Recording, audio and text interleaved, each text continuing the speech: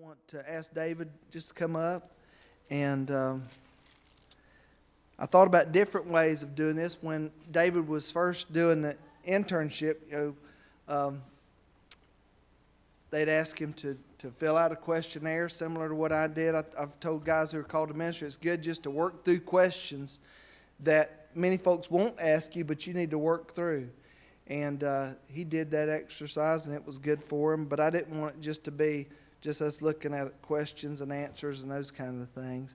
But David, I want you to our most important, our first call that all of us have experienced as believers is a call to be a child of God, the call to conversion. And many of you have heard maybe his testimony before, some of you maybe haven't. I want to hear that. And then how you would just give us your spiritual journey story, and then we'll go from there. Okay. Well, good evening, everybody. Let's see, my own conversion. Raised in church here, so I know probably many of you have dealt with me in the nursery. So I've been here since I've been here on earth. But I think a big event that happened for me in my spiritual journey was in school when I was 5 in kindergarten at Northside. We were having lunch, and I remember us all sitting together in those fold-down tables, and I think one kid said the devil, and I remember Alyssa Kolak, who I found out later that she was somewhat of a relative of mine. I thought she was cute, and then I was told that she's a relative. I'm like, all right, never mind. So anyway, she quickly got onto that kid for saying the devil. And like, if you say that name 3 times, if you say the devil's name 3 times, you're going down there. And I was just shocked. I didn't have much to say because I wasn't the one saying it. I was just observing. But I was shocked because I'm like, surely I have said the devil's name 3 times. Because if you're raised in church, that's a topic that comes up from now and then. And so I was thinking, I have said the devil's name 3 times. I know it. I'm just thinking it even right now. So I'm probably going to hell. And I remember going home that night and being pretty distraught about it, and having a conversation with Mom and Dad about what actually sends you to hell and how we're saved from hell. And that was a long conversation. And as a 5-year-old, I remember my memories of that is not paying attention as the conversation drew on and just going this to it and looking down the hallway where I could see it was dark, it was at night, but I could see the light from the TV flashing in the hallway because Luke was watching TV in the room, me just thinking, I just want to go watch that. I just want to. But agreeing and no, and feeling in my heart kind of mixtures of conviction over sin and the seriousness of it, but then also at the same time, it not really connecting with me. But I agreed, and I agreed to everything that I believed, and so we eventually had a conversation with Brother Ron Kopic in his pastor's office, and I remember that was very, it was serious, it was confusing, but also at the same time, it was really, I still remember to this day him describing that baptism is being buried under the waters, raised up to newness of life. That was the first time baptism made sense to me, was whenever he explained it to me in his office. And then I went forward with baptism. But yet once again, I remember the day before I was baptized, Mom and Dad being very clear, we don't have to go through with this if you don't want to. We want to make sure you're actually ready for it. And that was very clear to me. But there was the part of me that I was in turmoil on the inside. I didn't show it, but I was in turmoil because I was like, oh no, I'm ready. On the inside, I'm like, I don't think I am. But I didn't want to admit that I wasn't. And so I was baptized. And then just throughout being raised up in the church, I just remember being from time and time, again, being kind of conflicted within of what am I really saved or not? Am I really a Christian? Do I really believe that Jesus died for me? Am I going to hell? And I remember there was a few times where that really stuck out to me. I remember one time Dad was teaching in children's church, and he made it very clear that you've got to believe that Jesus was nailed on the cross for your sins. And I remember just thinking, I don't know if I really think that. I think he did that for other people, but I don't believe that he did that for me. And being struck, and even going up later and asking him, like, can I believe that he did that for other people? But, like, I have to believe it for me. And he made it clear that was the case. And so there was moments where I was realizing I don't think I'm really saved like I ought to be, and really believing what I ought to believe. I'm trying to think of another time when I remember when it kind of was coming to a head. I could barely go to sleep. And so I'm getting around like 10 or 11.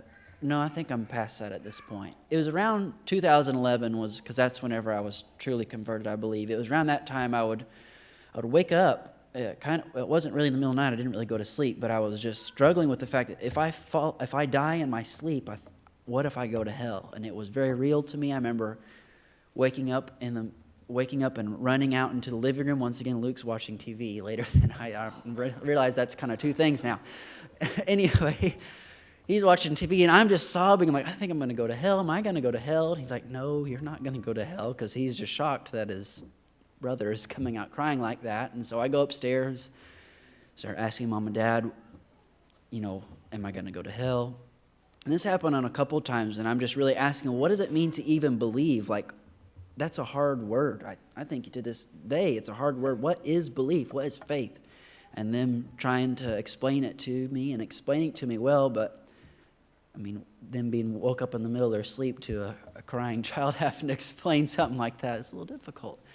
But they did well. And but what really came down to it was shortly after that, I began to be more interested in painting, and Mom wanted to help me with that. And so I don't know how she found out, but she found out somebody giving oil painting classes in Henderson, Kentucky.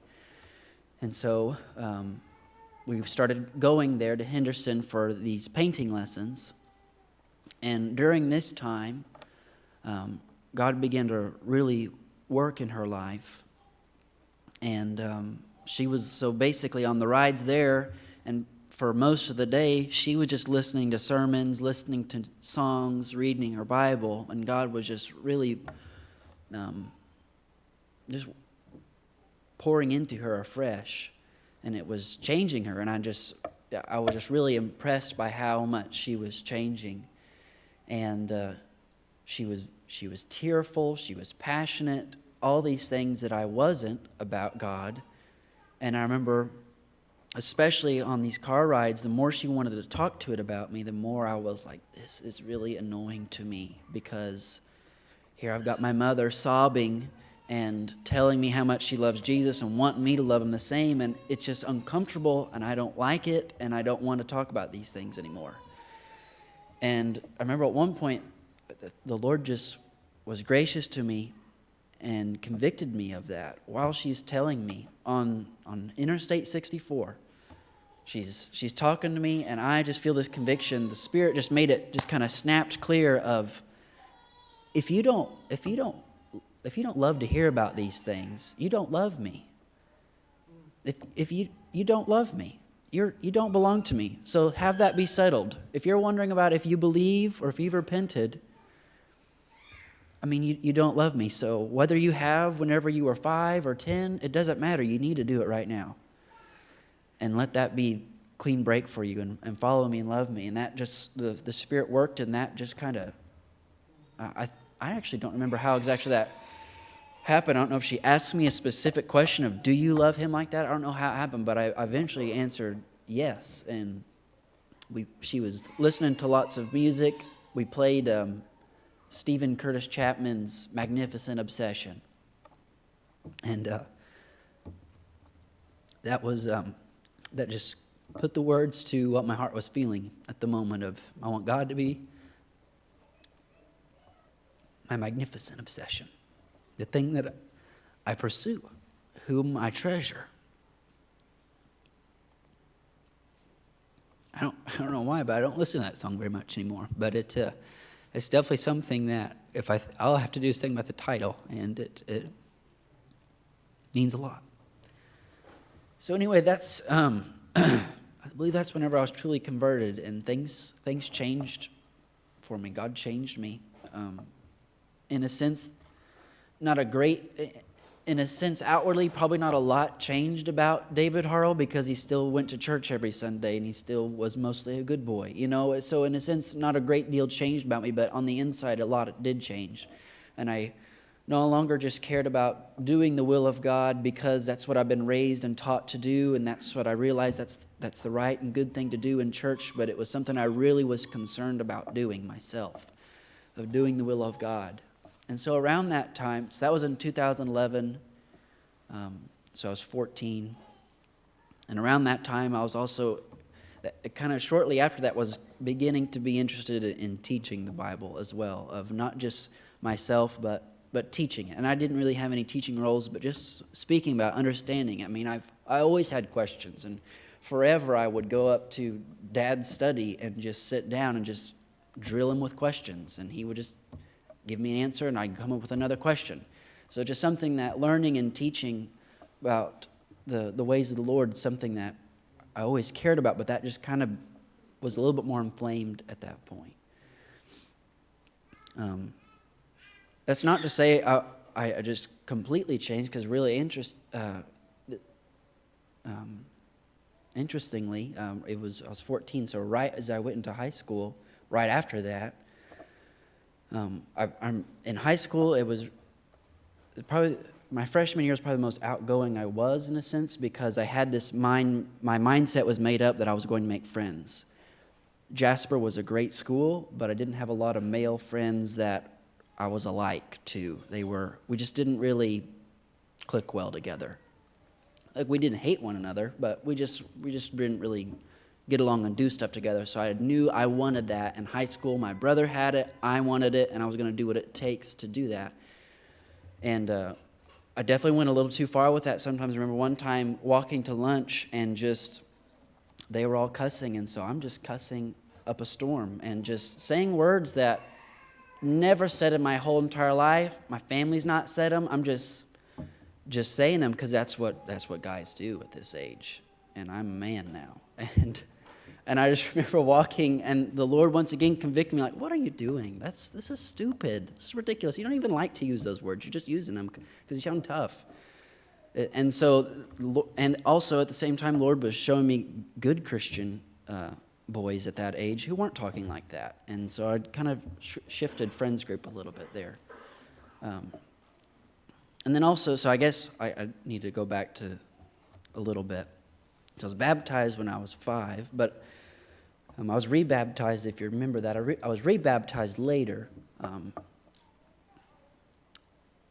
It was my freshman year at Boyce, actually, in college, because whenever I was going to be a watch care member at Carlisle, talking to the pastor there, and he heard about my conversion, he's like, well, you've not really been truly baptized in the sense of baptism following your conversion and being a true sign of it. And so he's like, I would encourage you to be baptized, or baptized again, but truly baptized. And so I was baptized here a handful of years ago as well. But anyway, kind of that's my call to Christ, call to ministry. Like Benny said, it's not been any voices or any appearances that I've had, or even this just kind of indelible feeling within me that it's I don't really know how to describe it, I guess. But it's always been a desire of mine to teach and to be useful, to be helpful in the ministry, to be useful to God and for others. It's not a perfect desire. I'm not saying I perfectly desire that, because I don't. I'm sinful. I'm selfish, and I struggle with sympathy. So I'm not saying I'm perfect in those things, but it's a desire that I have had. That it only grew after I was saved, and it's still with me to this day, to do these things, to preach and to serve in these ways. And it's a desire that I think's been coupled with gifting. And I'm not trying to toot my own horn, but it's something that I think I do have a skill at, and I think that's something that has been affirmed by others, because like Benny said, whenever I was doing youth, it wasn't like whenever I went to other people's homes, like, okay, this guy needs to stop this sort of stuff.